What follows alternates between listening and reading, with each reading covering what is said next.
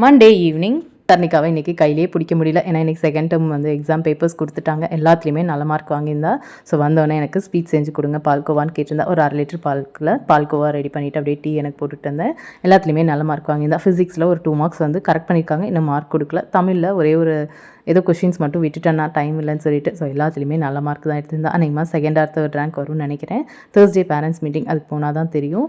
ஆனால் ஈவினிங் வீட்டுக்கு வந்தானா சின்னதுலேருந்து இன்றைக்கு வரைக்கும் சரி படிக்கவே மாட்டா. எக்ஸாம் டைமில் ஐயோ இவ தொல்லை பண்ணுறாளே அப்படின்னு சொல்லிட்டு எனக்காக படித்தாதான் உண்டு. ஆனால் மார்க் மட்டும் எப்படியோ ஒன்று வாங்கிடுவா.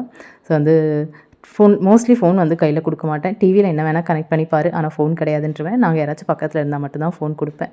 ஸோ ஈவினிங் அவளுக்கு பிடிச்ச மாதிரி ஸ்நாக்ஸு ஸ்வீட்லாம் செஞ்சு கொடுத்துட்டு நைட்டு வந்து 2 பொண்ணுங்களுக்கும் டிஃபன் செஞ்சு கொடுத்துட்டு கொஞ்சம் கை வலின்னு சொல்லியிருந்தேன்ல அதுக்கு ஃபிசியோதெரபிக்கு போகணும். ஸோ அதனால் தக்காளி பார்த்திங்கன்னா கொஞ்சம் ரேட் கம்மின்னு நிறையா வாங்கிட்டு வந்துட்டாங்க. அதனால் சேர்த்தியே பார்த்திங்கன்னா தக்காளி தொக்கு பண்ணிவிட்டு ஃபிசியோதெரபிக்கு ஹாஸ்பிட்டல் போயாச்சு. நெக்ஸ்ட் மினி விலாகில் பார்க்கலாம்.